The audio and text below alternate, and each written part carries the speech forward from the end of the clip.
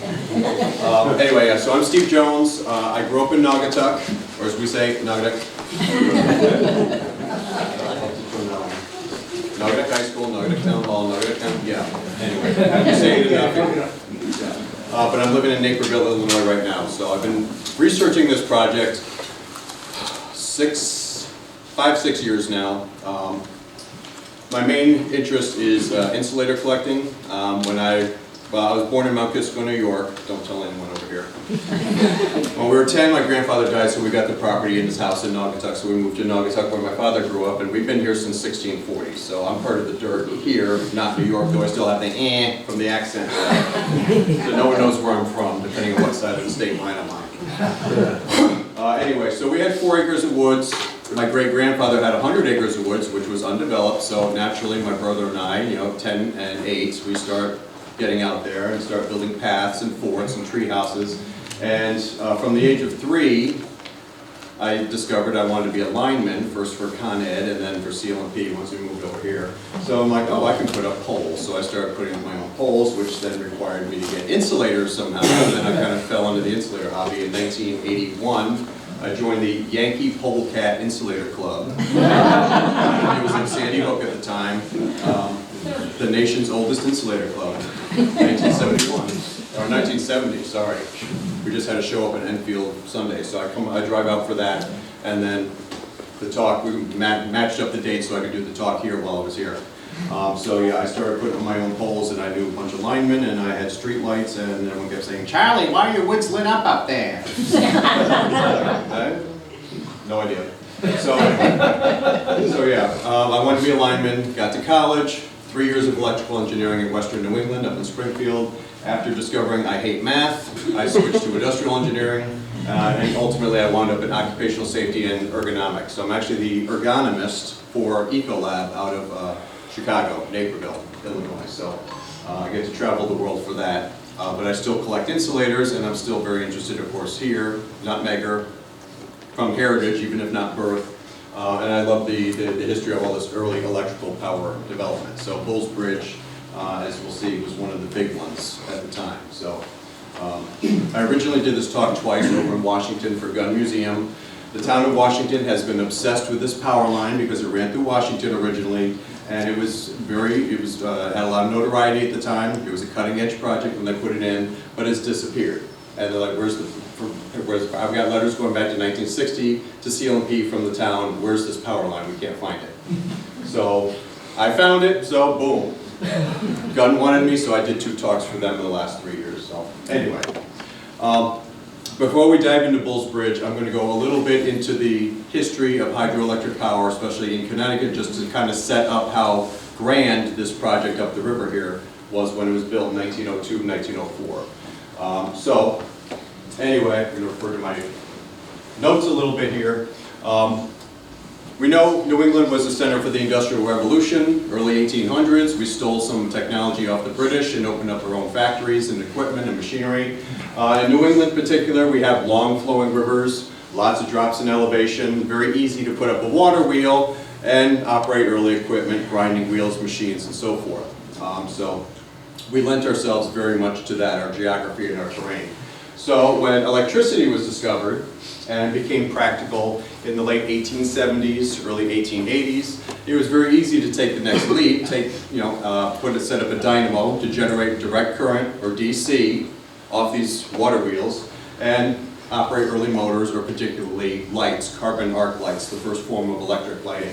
Those projects started to take off in the late 1870s. People started wanting this. So the first instance, the first hydroelectric project in Connecticut that got any national notoriety was over in Willimantic, the Willimantic Linen Company. The mill buildings are still over there now. Willimantic Linen Company was owned by Austin Dunham, and his son A.C. Dunham was just enthralled with this hydroelectric technology. Electricity, I want electricity. So I'm sure he convinced his father to put a dynamo on their existing water wheel in Willimantic, and they set up 6 carbon arc lights to electrically light the mill.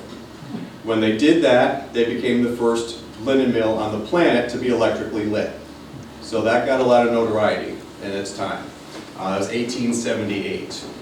So, in fact, that experiment was so well received that the next year, 1879, when the state was celebrating the anniversary of the Battle of Antietam, which was known as Battle Flag Day in Connecticut, designated by the General Assembly, they borrowed those arc lights and they put them on the Capitol building for a public display of illumination. And they actually took one of the lights, put it on the Plimpton building, and I don't know if that still stands or not, but they turned it into a floodlight, and they would aim it around during this celebration. So there's news accounts of the time, young couples would be getting cozy, and all of a sudden the floodlight's on, you hear a scream. So the young couples didn't like lighting, but everyone was. And there was also another account, someone was on Talcott Mountain in Simsbury, 9 miles away, and they said they could read a book by the light of that arc light on the Plimpton building. So of course wow, this is great. So sold the technology very quickly. So A.C. Dunham became president of a new startup company, brand new company called Hartford Electric Light in about 1880. Hartford Electric Light had a small steam generator at their Pearl Street station in downtown Hartford, and they had a few carbon arc lights out and about. They were trying to grow the business, compete against Hartford Gas Light Company for the street lighting contracts in Hartford. But steam power is extremely expensive to operate, maintain, and install. So they couldn't really drop their rates. They had a high rate for this electricity, so they didn't win a lot of customers. So AC comes along and says, well, hey, we used hydropower in Willimantic. We need hydropower for Hartford Electric Light. And of course, being a small company, no capital, they said, well, we can't build a dam. We have no means of doing this. So AC turned to a college buddy of his, Edward Terry, from Yale. Edward was the grandson of Eli Terry, the clockmaker from Terryville, Bristol there.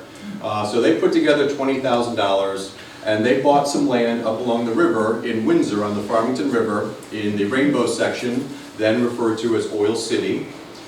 That area is kind of across from where Bradley Airport is now. That's still called the Rainbow section there. But it was called Oil City because there was an oil swindle there several years earlier. Someone apparently took oil, poured it on the rocks along the river, and said, hey, there's oil here. They sold land for about a year until they got chased out of town and thrown in jail. So, the land was spooked, no one wanted it, so they swooped in and they purchased $20,000 worth of land right there in Rainbow. So they apparently brought in some lumberjacks from Maine. They threw up a woodlog dam, built a wooden powerhouse. They named the outfit Farmington River Power Company. And they generated 500 volts DC, shipped it 10 miles down to Hartford, and Helco became the purchaser of that electricity. So once they did that, Helco could lower their rates, and then gradually they built the business. They got all the street lighting contracts. In fact, they said Hartford was the first all-electrically lit city in the United States by 1890? Somewhere, or no, 1895 or 97, somewhere in there, before 1900. So first in the United States, all electrically lit. So Helco started to take off. So it was direct current DC, 500 volts. Within 2 years, alternating current came on the scene. Nikola Tesla was doing all his crazy experiments with the generators and Faraday cages and throwing lightning across the air and frightening everyone. But he developed something called polyphase alternating current. Now, a dynamo generates direct current. A generator generates alternating current. The advantage of alternating current is you can step up or down the voltage using a transformer. So you can regulate the voltage. DC, not so much. So he developed AC power, but three-phase, what we today call three-phase. So if you look at the power lines out here, there's 3 wires on the top. That's three-phase power. We use that commonly every day now. He developed that concept. So a company out of Boston, Thompson Houston, swooped in to Farmington River Power and said, hey, how would you like it if we set up a three-phase generator and tinkered around with it a little bit? He said, okay, great. So they formulated this project to upgrade Rainbow plant. They actually sent a professor from Trinity College over to Laufen, Germany, where they were experimenting with three-phase power and built an experimental power line. They were already designing it.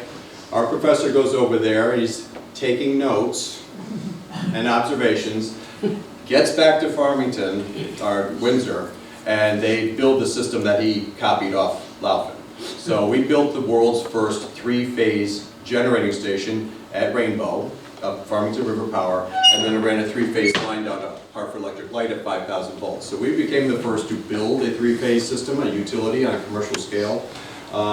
But it's kind of shameful because we copied it off Germany, so we don't really talk about it in public. But the Farmington, right there in Windsor, first three-phase. Now there were single-phase alternating current generators. The first one's out in Ames, Colorado, out by Telluride.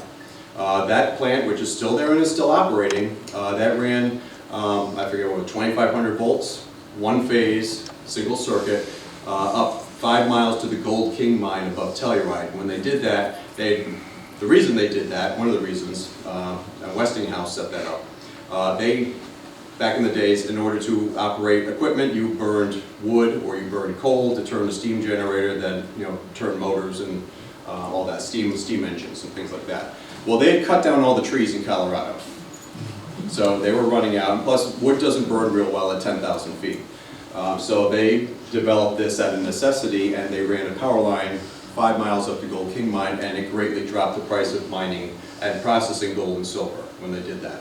So that was 1891. This was 1893. This was the world's first three-phase installation.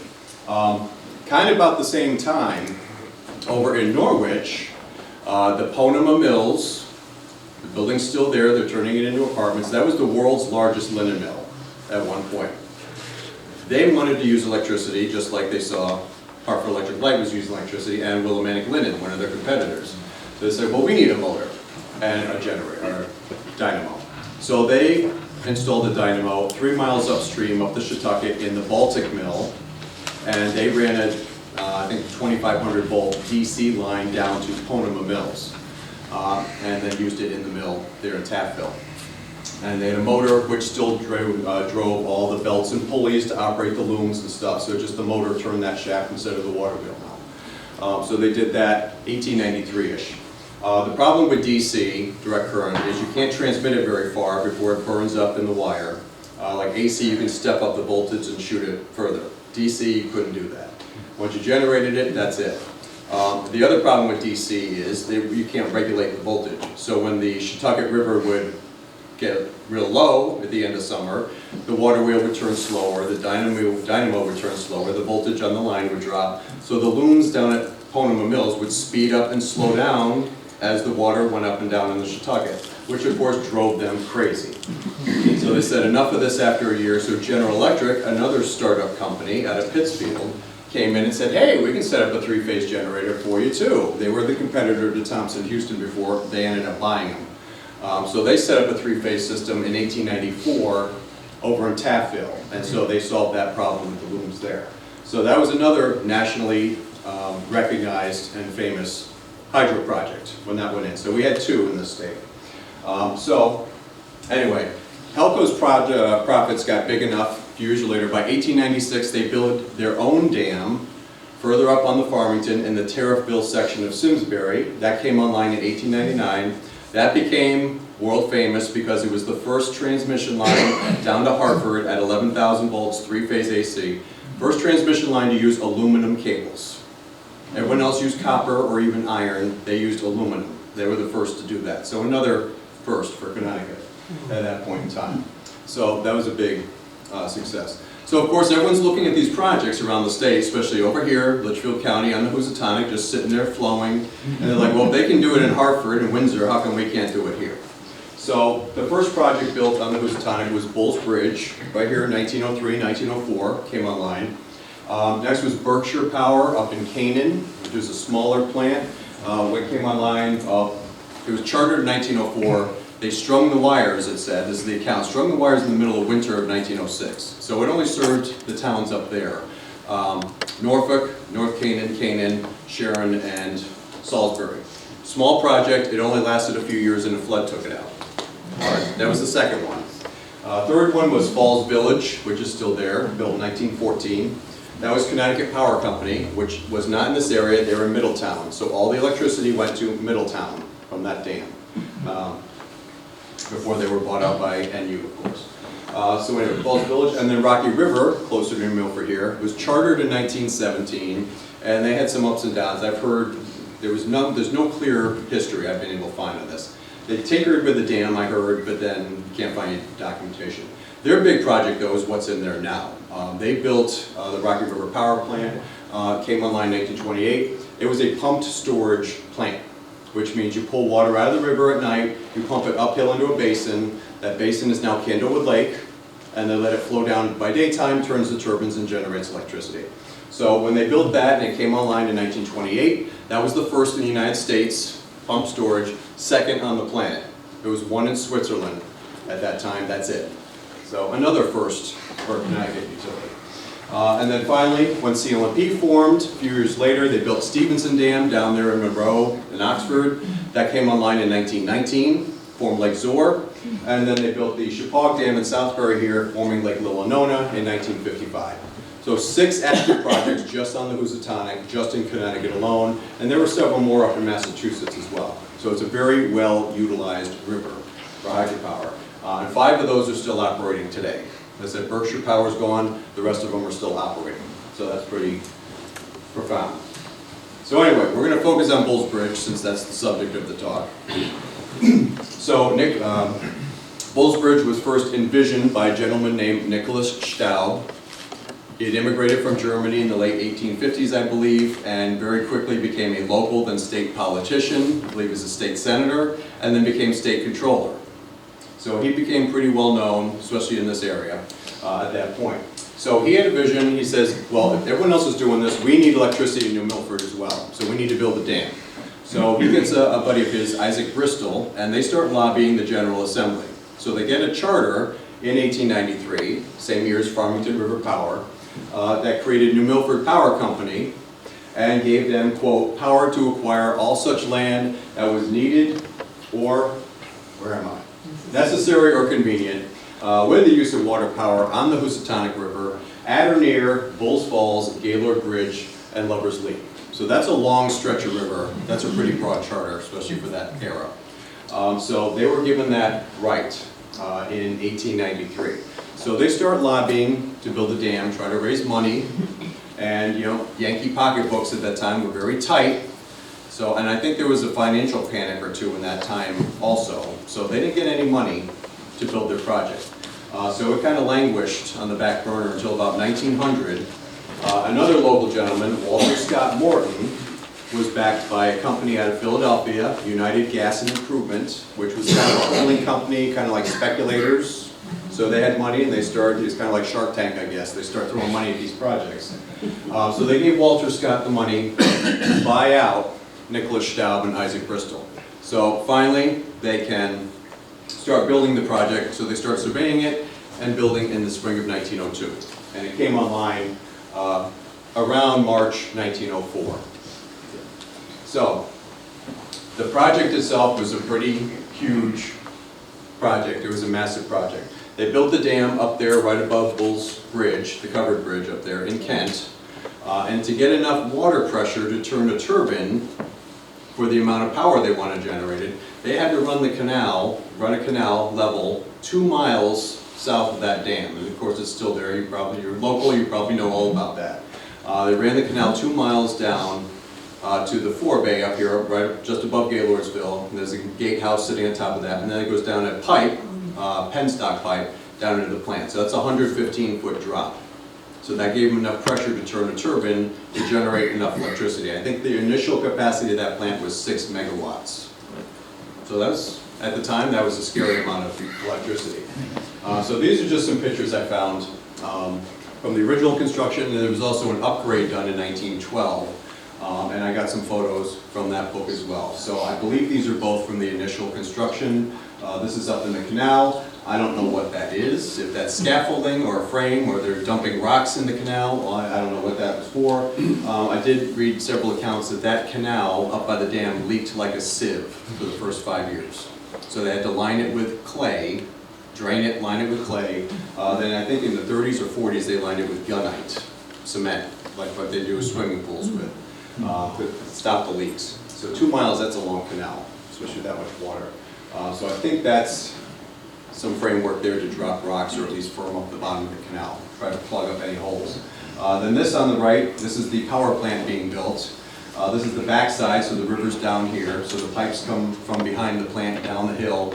And here's the penstock pipe across the back, gradually shrinking in size, and it hits the what looks like a smokestack, but they call it the surge tower.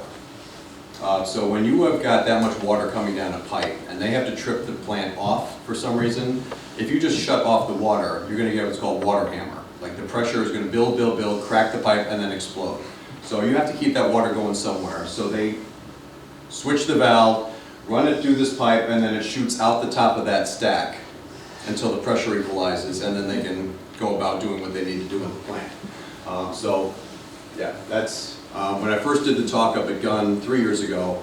Someone who worked at the plant was there, and he said, yeah, you need to be there when it comes out the top. Because someone had asked, is that a chimney? Can they run that steam plant if they need to? It's like, no. That's just for water pressure. Balance the water pressure. So anyway, that's a picture of them building it. You see all these people on the scaffolds building the roof and all that. Like I said, I'm a safety engineer. I don't see anyone tied off. Workers' comp either. Workers' comp, first workers' comp law, I think it was 1910 in Wisconsin, so yeah, this is before that. Anyway, so here's a project drawing. It's not to scale, but this shows the scope of the whole project. So the dam up here by the covered bridge, and then the 2-mile-long canal, and then the 4-bay here, and then there's the actual powerhouse at the very bottom there.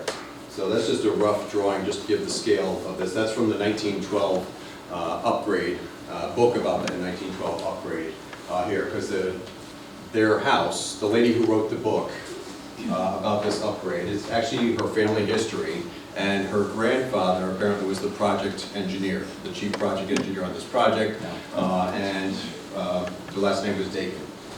I'm on the wrong notes here. His last name was Dakin, so their farm was right there originally, so he grew up there, so of course he wanted to work on that project when he got older. So it went right through their farm when they did that. So that was that just gives the scope of the project there. On the right here, this is the 1912 upgrade. They put in a second penstock pipe and a second generator in the plant. And they increased the capacity from 6 megawatts to 8 megawatts.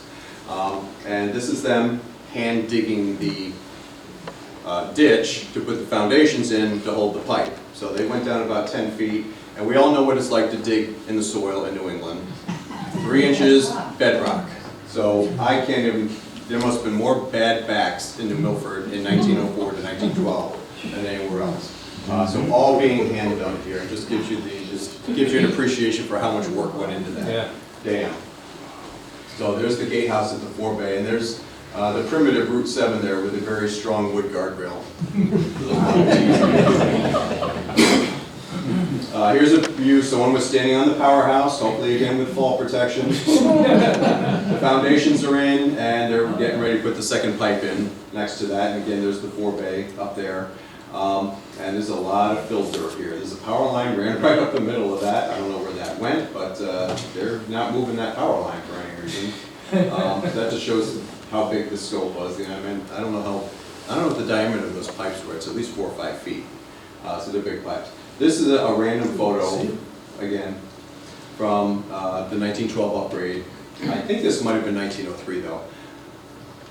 It doesn't exactly say what they're doing, but based on what I can see, here's a pole with a cross arm. There's a single piece steel brace at the time, and they've got a chain around that cross arm, and they've got block and tackle pulleys here, and a pallet or something, and they're just throwing rocks on this pallet to test how strong that cross arm brace is, I guess, because the next photo next to it shows the cross arm like this. The brace is still working, and the bolt has been sheared or broken off. Oops. There's no scale on that. I'm an engineer, I need numbers. I don't see any numbers on that, so it's just like, it's 323 rocks strong. But I thought that was just a humorous photo that she included in the book. This is a completed shot of the powerhouse in 1904. Here's the power line, single penstock, single surge tower, nice, brand new, everything's nice and shiny and white. And then here's the power line running up the hill to Waterbury. And we know it's 1903, 1904, because one, there's one surge tower and one pipe, but two, the power line, I try to blow it up. You can just see kind of like a glint of sunshine and very large glass insulators. So the original line used glass insulators. So we know that was early 1904. This is something my grandmother cut out everything when she was alive. Any newspaper article is in a scrapbook somewhere in the attic, so I've got most of it. My brother's got the rest of it. So this was in there. The Golden Jubilee of the Bullsbridge plant, 50 years old, so it must have been 1954. I don't know what paper that came out of. I assume the Waterbury paper, maybe the Naugatuck paper. But I would love to get an original of that photo, because it's taken same basic view, but you're in the middle of the power line and it's running up the hill there. So just happened to find that in her albums and albums and albums of newspaper articles. You should see her file on the 55 flood.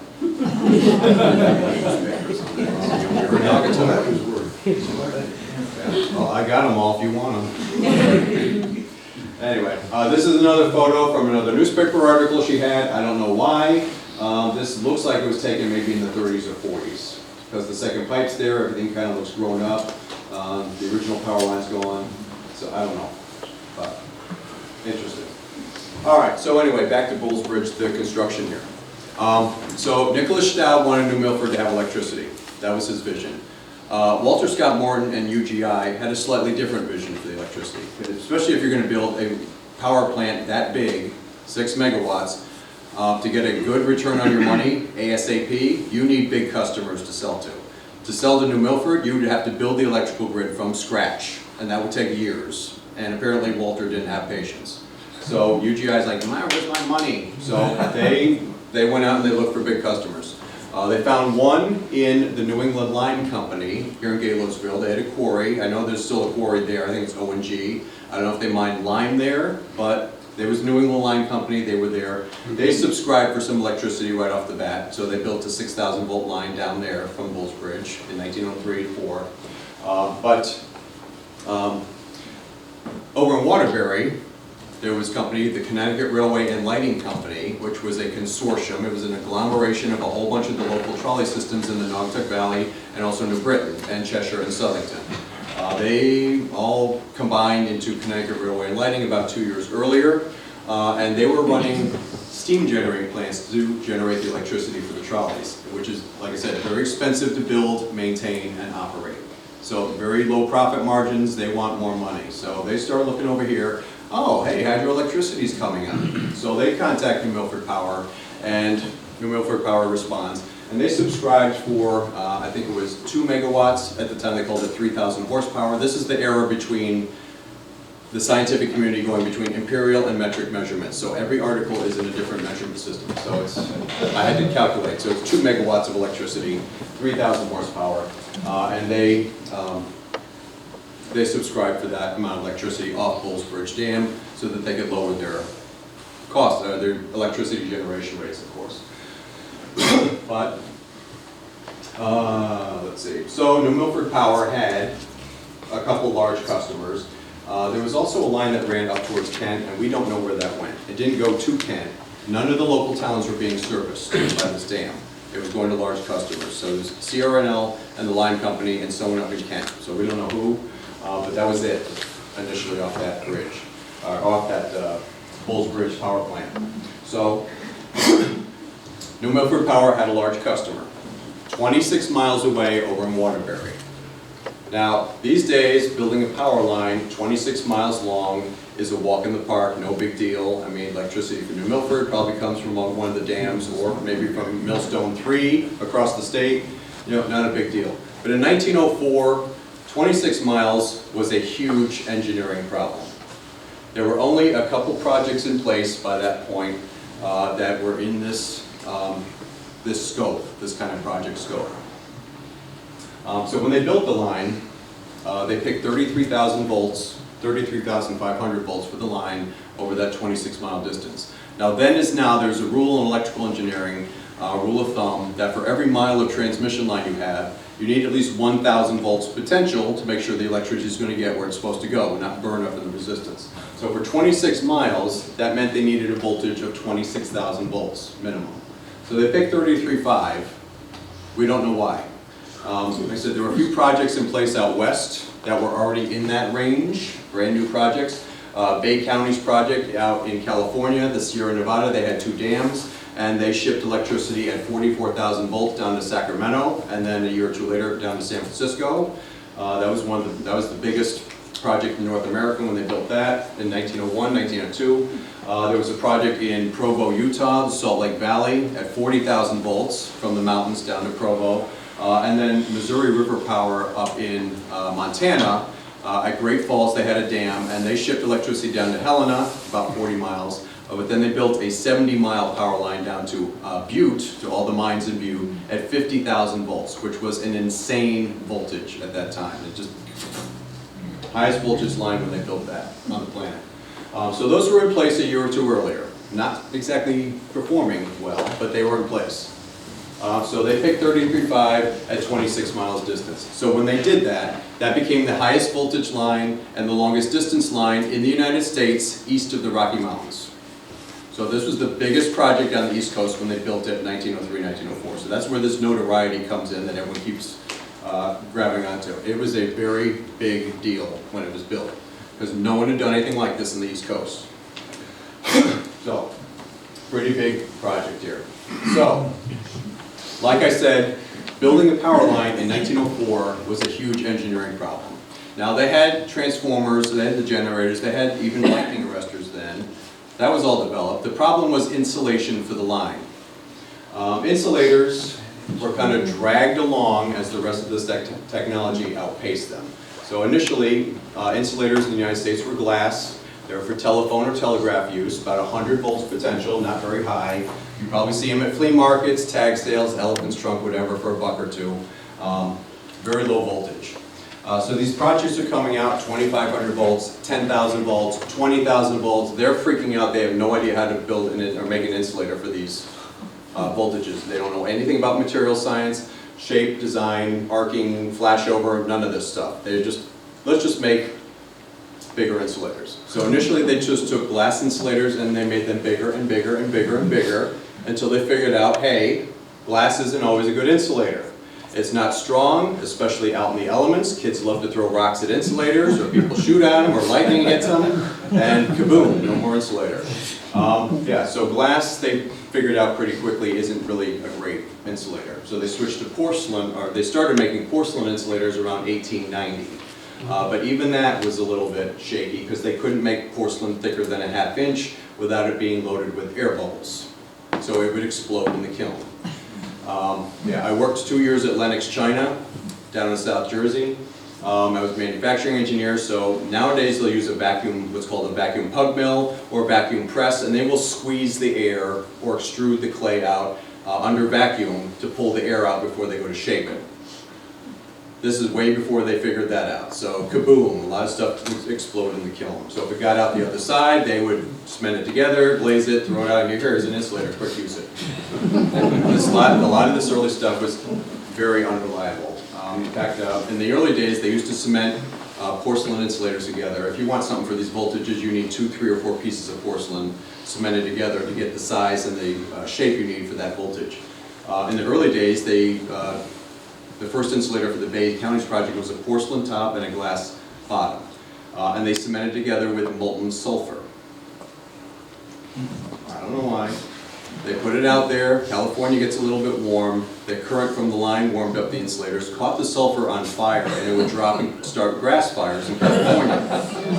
So that lasted about a year before they finally figured out, all right, let's try Portland cement. So then they switched to Portland cement. But like I said, they knew almost nothing. Another interesting, kind of sad side effect of it just shows you how little they understood about high voltage electricity. That Ames line out in Colorado, and a lot of these early lines were built dead straight between the generator and the user. Dead straight, no curves, no corners, because they believed if they bent the line to a curve, the high voltage current would fall off the wire onto the ground. Yet they're building these things, so yeah. Not a lot of knowledge out there. Thank God we have scientists. But anyway, so yeah. So these insulators they're making, they don't really know what they're doing. So these voltages are going higher and higher and higher, and they flew by the seat of their pants what these things should look like. So it was very much trial and error, baptism by fire for the insulator industry in these early days. Between 1890 and 1910, it was insane. So, another problem with glass insulators is they're very susceptible to what's called leakage current. So, if you picture a system, say power line, say Edison system down in Manhattan, they ran the poles with the crossarm insulators on top of the poles, the wires tied to the insulators.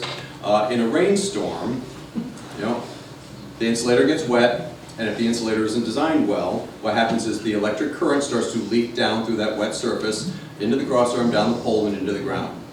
So back in the day, 1890, 1900, there's a lot of news headlines at the time. People would be walking down the street in a rainstorm, they'd step in a puddle next to a pole, and or kabam, and people are electrocuted. Some of them were killed. There was a news article I saw from Birmingham, England at that time. Horses were being killed in the streets because of bad insulators. And over there in Europe, they use iron poles for trolleys instead of wood poles. So that made it worse.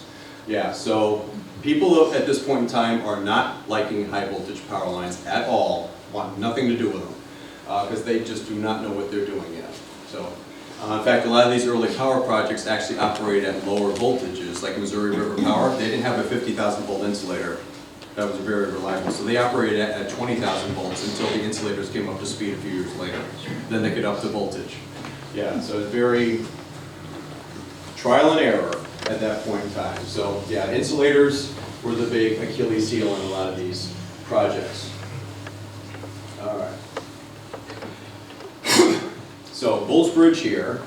This is an article, just about every major electrical power project between 1880 and 1910 or 1920 was written up in extreme detail in an electrical trade journal. And there were a bunch of about 8 different trade journals at the time. Always with a positive flow on these things. Oh, everything's great, it's going to be the best project ever. Yeah, no problems whatsoever. So it's just funny to read these knowing what happened, especially on Bulls Bridge. So this one is about Bulls Bridge in the Electrical Review in 1903. Rapid progress is being made on the power line over to Waterbury. So, New Milford Power, going to sell electricity to Connecticut Railway and Lighting, boom, national news. This is the biggest project on the East Coast. So, says the work of contracting is going well over to Waterbury, and then they're going to extend the power line up to New Britain through Cheshire and Southington when that's done. And this is the best part here. The needed rights-of-way for the poles and wires along the entire distance have all been secured, comma, with a few exceptions. And they were not trifles. Those exceptions were not trifles. The few property owners who have not yet decided to sell land to Milford Power will do so shortly. Yeah, wait till I show you the lawsuits. Anyway, yeah. Very interestingly, the New Milford Power Company Charter of 1893 did not grant them the power to take land for the power line. Apparently it's before eminent domain was commonplace. So they had to beg, borrow, and steal land off local property owners between here and Waterbury to build this power line. So you can imagine New Milford Power going across the countryside. They have to go up to farmhouses. I put the podium away. Hi, we're from New Milford Power. Do you mind if we run a high voltage power line through your property? They read the headlines. What do you think the response is? Get the hell off my porch. Yeah. Very few people would sell them electricity, or sell them right away for this power line. So the line actually took a lot of public right away where it needed to. Roads, and especially rail lines. Very few people would sell. So, like I said, they did not want to get electrocuted, they didn't want their animals getting electrocuted, they didn't want their barn burning down, God knows what else is going to happen with these high voltage lines, spitting and sparking and all sorts of fun stuff, especially with bad insulators. So yeah, very rosy picture of this project when the reality was not so much. So the project had a lot of mixed feelings, local people had mixed feelings about it. They had a lot of supporters, of course, because like, hey, this is the biggest project in the East Coast, highest voltage, longest distance, biggest plant. We're going to get tourists, we're going to get professors and scientists showing up, studying us. The economy's going to boom. This is great. But of course, you had people on the flip side of that argument. Property owners, naturally, like I said, many of them just refused to sell right away to New Milford Power Company. And some of them went took it a step further and said, no way, and called the lawyers. Also, people in New Milford were just ticked off. It's like we were going to have this big glorious power plant here, and all the electricity is going over to Waterbury. Because apparently, then as now, Waterbury takes from Litchfield County and doesn't give a lot back. And so that set them off instantly. So yeah, a lot of local anger about that. And then after that, once they did build the line, it did go through. It took a very tortured route, especially through Washington. It had problem after problem after problem after problem after problem after problem. The biggest project had the biggest problems, and they had a lot of lessons learned from this project and the power line in particularly. Lots of things, insulators failing, mudslides into the canal, generators overheating, things burning up, lightning was a huge problem, all sorts of fun stuff. So anyway, they did build the power line. When they built it, it was built, there you are, have a seat. A buddy of mine from Mount Kisco I haven't seen since age 7. At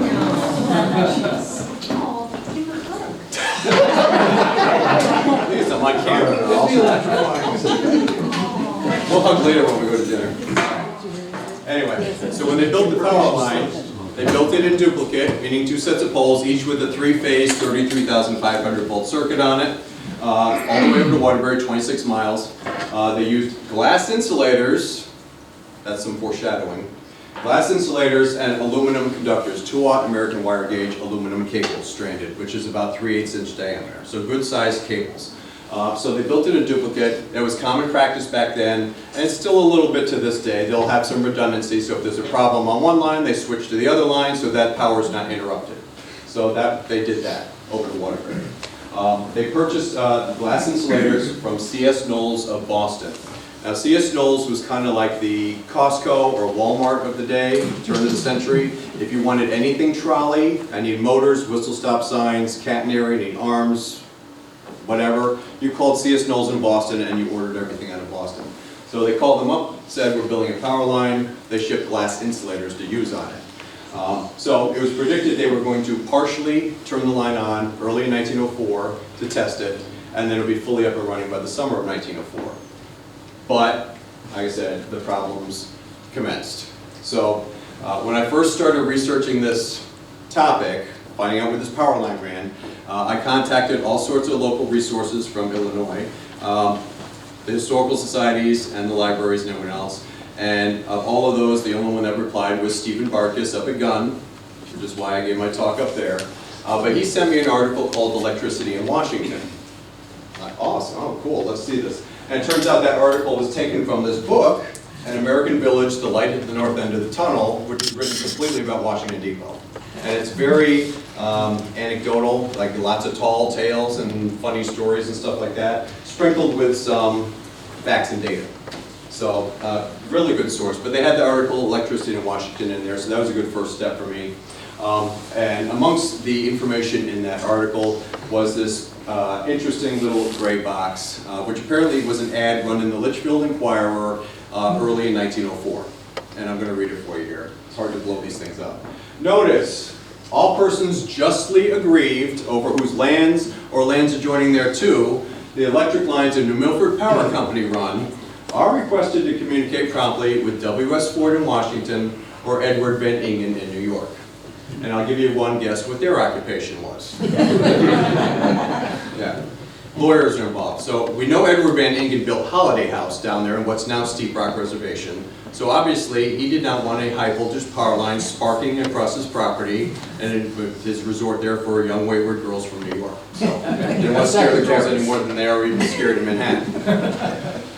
So I'm assuming Mr. Ford is his lawyer, and lawsuit number 1. So he's starting a lawsuit. So after that, the line did go through. Like I said, it took a tortured route eventually, but it did go through.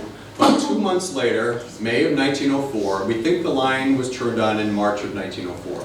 Best we can tell. But again, Eversource is not a great source for information. Zero source for information. So anyway, so May of 1904, this news snippet appears in the Electrical World Trade Journal, 2 months after the line turned on. And I'm going to read it because it's a little bit, you can't take 2-point fonts, blow it up real well. So Waterbury, Connecticut, the New Milford Power Company, which transmits power from Bullsbridge to Waterbury for use by CRNL, has had in this section of line to change all of the glass insulators to porcelain insulators with much more satisfactory results. And then mentions that the line's being extended through Cheshire up to New Britain to service the trolley systems up there, and they're building substations. So the line's barely on 2 months, and kaboom, everything's exploded into service. So everyone's worries have now come true here. They're now a headline in Connecticut. So the power line didn't do so well. Stephen Barkus contacted me again about 4 months ago. They're going through scanning all their documents up there, and he found this. He says, "Are you interested in this?" I said, "Oh, hell yes, give this to me." So it's another lawsuit that we didn't know about. Railroad wins the coal farm case. So apparently in the town of Washington, a local artist, well, I guess what was nationally known, Walter Russell, I don't know if that name's familiar, but apparently he was a little eccentric, but he was a sculptor and a painter and a whole bunch of this. Apparently he resided at Coal Farm in Washington. I can't find where Coal Farm was, at least on the Google machine. But I saw a source that was like on Curtis Road. So probably by the American Indian Institute, somewhere over there, which the line did run through there. This guy launched a lawsuit, doesn't say when, but it was finally settled in February of 1910, and the Hartford Courant published that in the newspaper because it was worthy enough. So apparently Mr. Russell, if you read in between the lines of this, it's hysterical because apparently it sounds like he publicly threatened to cut down the power line from his property in Washington because he's sick of it.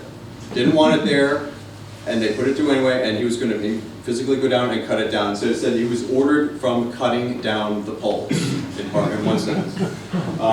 Yeah, forbidding their removal during the lifetime of coal, a former owner of the farm. All right, so he probably got sick and left. But anyway, yeah, so 10 years, or almost 6 years later, he lost his lawsuit. So at this point in time, Bullsbridge was owned by the New Haven Railroad. We'll get to that in a second. So yeah, that was just another colorful piece of this whole story here. No one wanted this power line at all.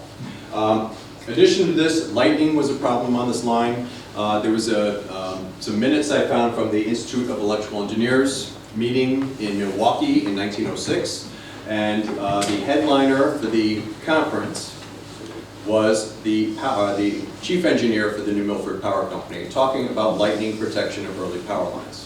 And guess which line he talked about? His line, like 18 pages of transaction notes. I'm just there reading that because it's exhausting. But they published logs, the operator logs of the line, and it looks like every 2 to 3 months there was a major lightning strike. Apparently a lot of them were in Bethlehem for some reason, and took the whole line down. So the line is up and it's down, it's up and it's down, so that gets a little bit tiresome. So lightning was a huge problem.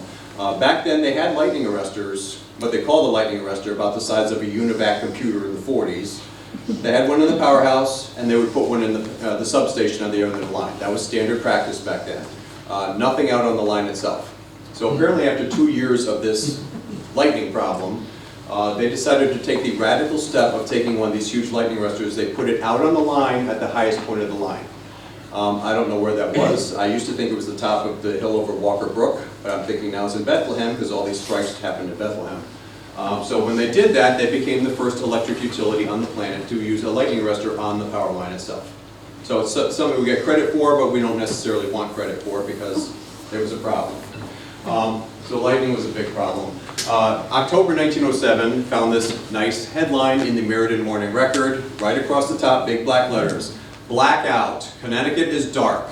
Town Waterbury, Naugatuck Valley, Cheshire, Southington, New Britain, all dark. 5 major towns dark this morning because Bullsbridge went down. 1/3 of the state's grid went down. Turns out the root cause of that was the mudslide into the canal just below the dam, blocked the flow of water, shut down the powerhouse. So 1/3 of the state went dark when that happened.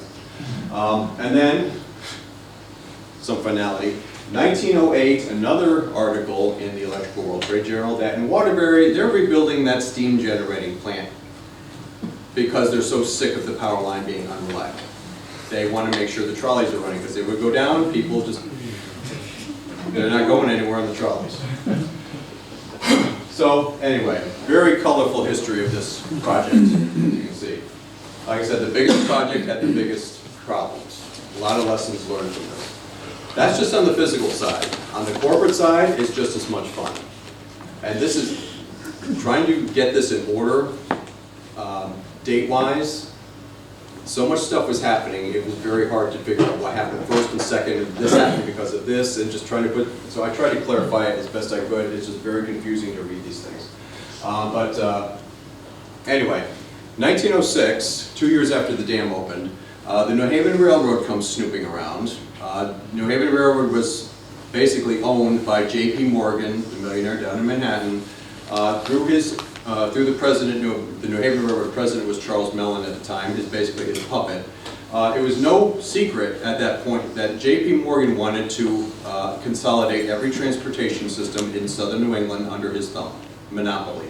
His favorite word was monopoly. I think the quote from him was, "Competition is dirty." He wanted everything under his thumb. So he sends out Charles Mellon, they start buying up everything in southern New England. So every rail line in Connecticut, except one, the Central Vermont line that runs from New London up through Palmer, Mass. And up to Vermont, that's the only rail line in Connecticut that was not controlled by the New Haven Railroad. So they come snooping around, they discover Connecticut Railway and Lighting. So in 1906, they bought a controlling stock interest in CR&L, and then they got a 99-year lease on the property. So apparently when they did that, along with that came New Milford Power Company. So New Haven Railroad now operates Bulls Bridge Dam and the power line and all the associated utilities with that.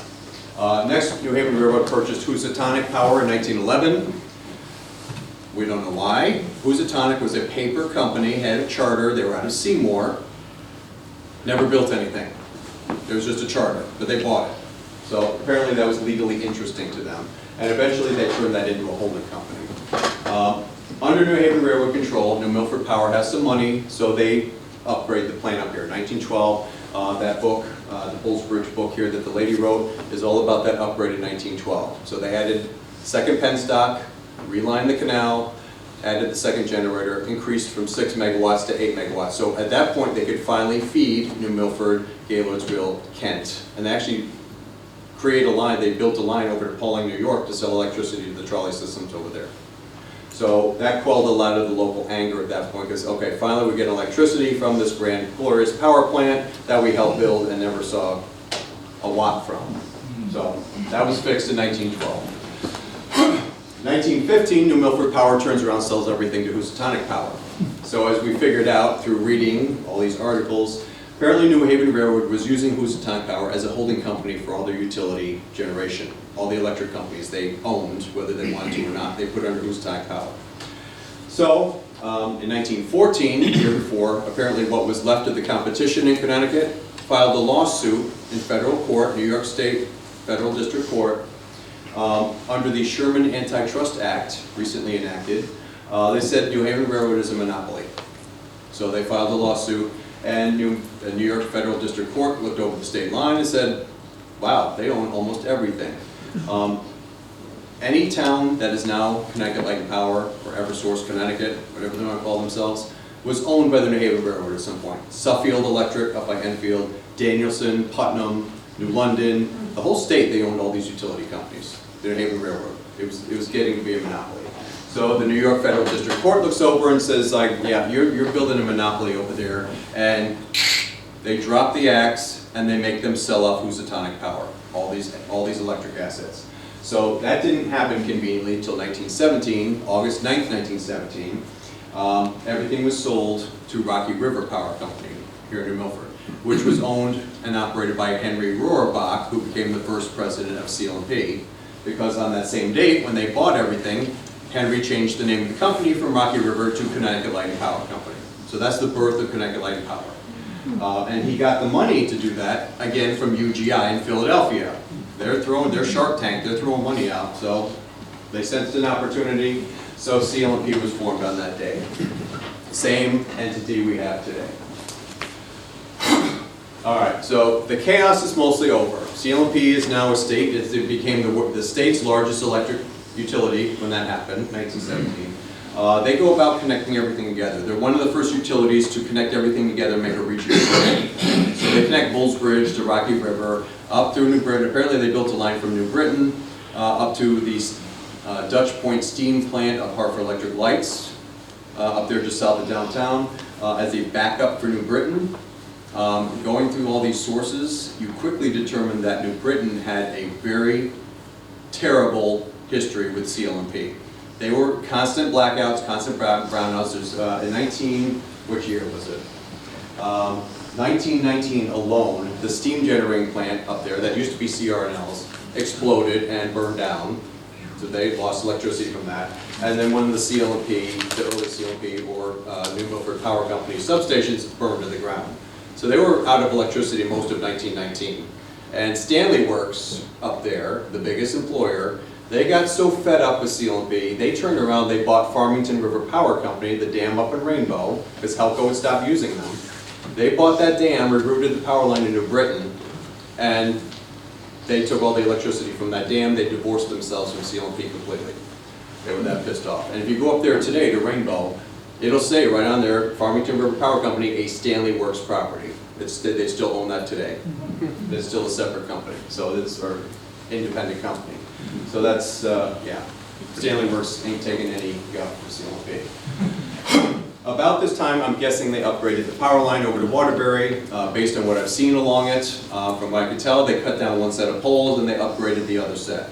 Like I said, the glass failed pretty early on. They replaced everything with porcelain insulators from CS Knowles. Apparently by then that was failing, so they replaced the insulators with better quality porcelain insulators around 1918 or so. Again, we don't have a record from Eversource, but I'm guessing that based on what I've seen along the line. They put in better quality insulators made by Ohio Grass Company, which is still in business today. It's one of the Hubbell companies under the Hubbell umbrella. And then they took the wood pins that the insulators sit on, replaced them with iron. So they really beefed up that line all the way up to Waterbury. So that was done, I'm guessing 1917, 1918 or so. So they upgraded the power line. And it lasted,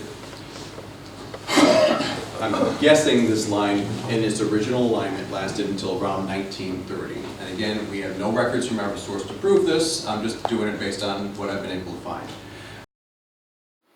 I'm going to shut up at this point. Are there any questions? Yes.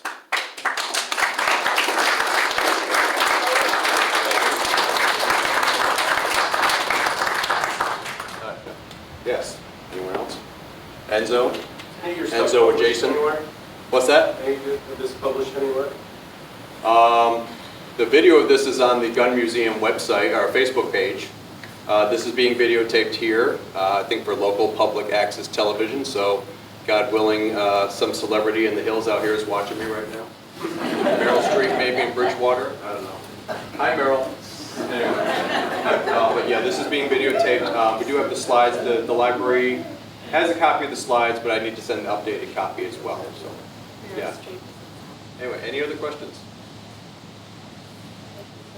All right. Thank you so much for coming.